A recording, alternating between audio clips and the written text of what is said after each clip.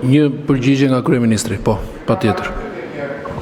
Jo, me që po përsëritet e njëjta pyetje edhe që mos shqetësoheni sepse kuptoj që jeni shumë shqetësuar pse unë nuk jam atje, se mezi prisnin që unë të më shikonit atje.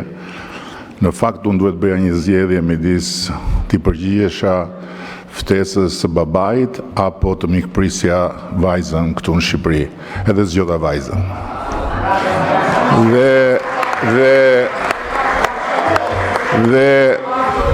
Dhe natyrisht që vajzën e zgjodha me lejen e babait.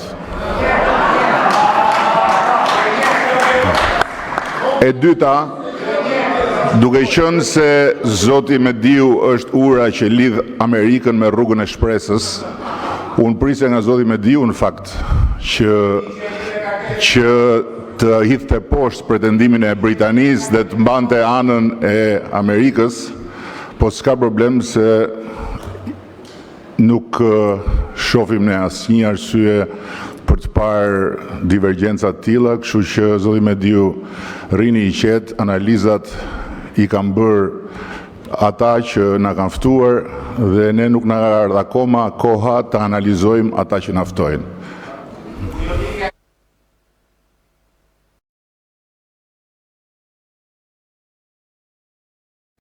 Po, Zoti Mediu, 2 minuta.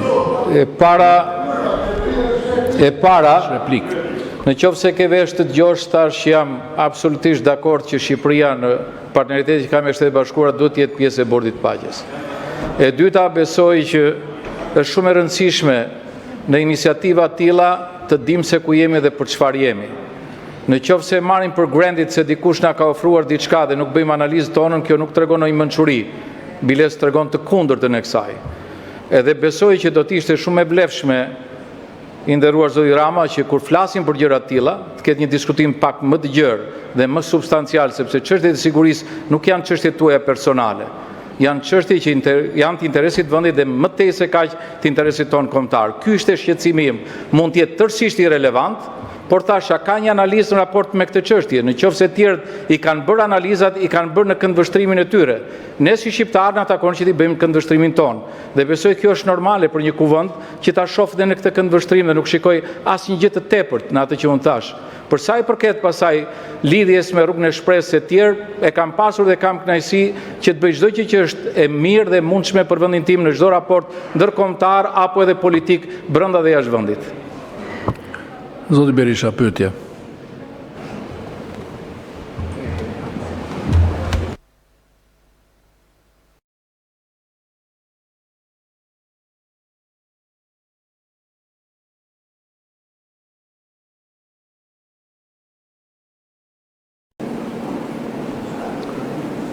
Të dashur qytetarë dhe qytetare,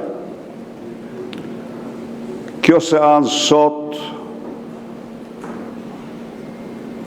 në vend se të dëshmoj atë që duhet dëshmoj, qëndrimin ton loajal në çështjet e sigurisë ndaj Shteteve të Bashkuara të Amerikës, vlerësimin ton maksimal për njërë nga paqat më të vështira në historinë e paqes, siç ishte ta quajmë anëpushim ndërprerja e luftimeve në Gaza,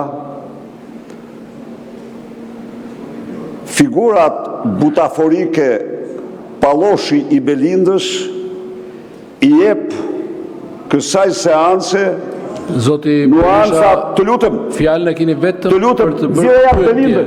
Sa ai ka fal Palloshi? Pyetje, vetëm për pyetje. I ka thënë Belinda, jo unë Palloshi. Është minutazhi. Sepse shkruani aty të pyesu ty tani pyetja ime. Atëherë zoti Strazimiri, ke pyetje? Zoti Strazimiri. Ke pyetje? Nuk ka pyetje. Atëherë edhe përgjigjen e pyetjeve e morëm nga kryeministri. Fillojmë diskutimin, prezantimin nga nismëtari zonja Elisa Spiropali, ministre për Europën dhe punët e jashtme, pa kufizim kohor, sipas neni 73.2 e rregullores. Përgjigjja u bë, zoti Bardhi.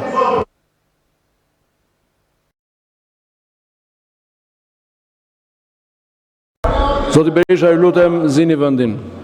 Lironi foltoren. Të fillojmë seancën. Mos pengoni seancën plenare.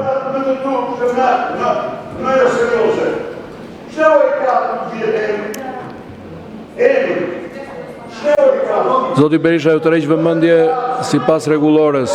Tërheqje vëmendje, lironi foltoren.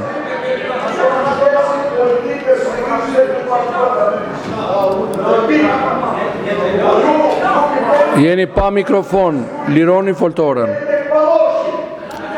Zoti Berisha në bazë të rregullores ju jap vërejtjen e dytë. Masa e dytë, vërejtje. Zoti Berisha, lironi foltoren.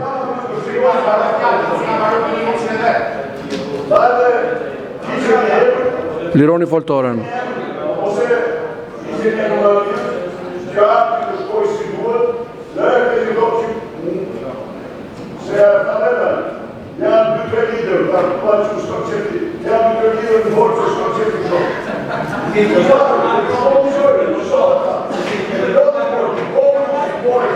Lironi foltoren.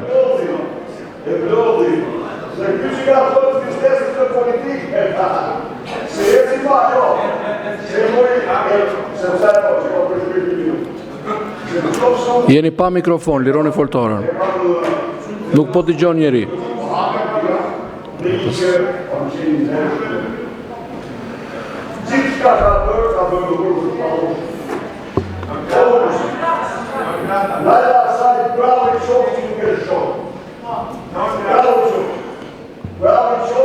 Zoti Berisha, lironi foltoren që mos ndërpresim seancën për shkakun tuaj.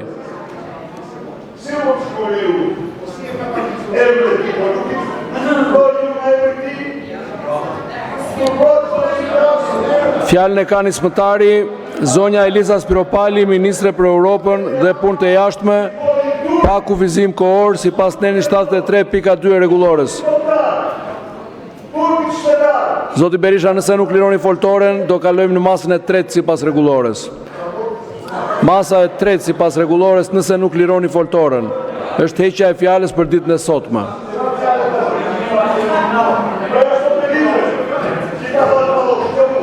Do humbisni shans historik të flisni ditën e sotme. E kuptuat? Zonja Spiropali.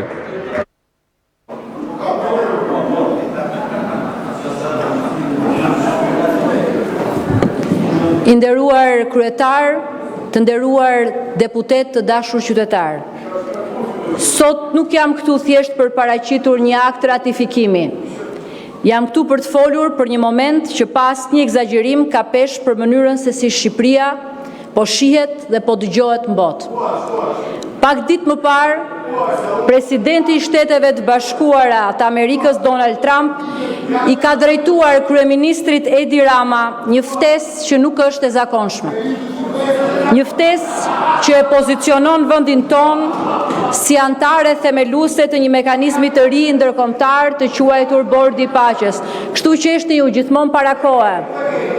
Jo për të marrë pjesë formalisht, po për të qenë e ftuar përtej simbolikës. Për të qenë aty që në fillim në ndërtimin e këtij mekanizmi. Kjo ka rëndësi. Dhe dua të them qartë që në fillim, kjo nuk është çështje partie. Nuk është çështje maxhorancë apo opozite. Kjo është çështje e shtetit shqiptar dhe mënyrës se si ne kuptojmë veten dhe rolin tonë në botë. Në këtë sallë kemi dallime politike. Është normale. Ajo që nuk është normale është ajo që dëgjuam para pak, që për fat keq dëgjohet kaq shpesh, kaq rënd në sallën e Kuvendit të Shqipërisë. Por ka momente kur këto dallime nuk na ndihmojnë. Dhe ky është njëri prej tyre. Sot Shqipëria ka nevojë për diçka shumë të thjeshtë, për qetësi, për normalitet, për maturi, për unitet. Ky është një vendim që do të mbetet në kohë, pavarësisht se kush është sot në qeveri dhe kush është në opozitë. Shqipëria e pranon këtë ftesë jo si privilegj simbolik, por si një zgjedhje të vetëdijshme për të marrë përgjegjësi shtetërore në ndërtimin e paqes. Bordi i Paqes nuk lind në një kohë normale. Lind në një botë që po ndryshon shpejt dhe shpesh në mënyrë të dhimbshme. Konfliktet të vjetra nuk po mbyllen, por po thellohen. Mekanizma që dikur funksiononin sot duken të lodhur. Dhe pikrisht në këtë realitet, Shtetet e Bashkuara kanë zgjedhur të provojnë një qasje të re. Një qasje që nuk mjaftohet me deklarata, por kërkon përgjegjësi reale nga ata që ulen në tryezë. Ftesa për Shqipërinë tregon diçka shumë konkrete. Sot nuk ka rëndësi sa i madh je në hartë, por sa i besueshëm je në sjellje, sa koherent je në aleanca, sa i qëndrueshëm je në zgjedhje. Shqipëria me të gjitha vështirësitë e saj e ka ndërtuar këtë besueshmëri. Ajo nuk ka ardhur vetvetiu. Ka ardhur nga një orientim i qartë dhe i pandryshuar, partneriteti strategjik me Shtetet e Bashkuara të Amerikës.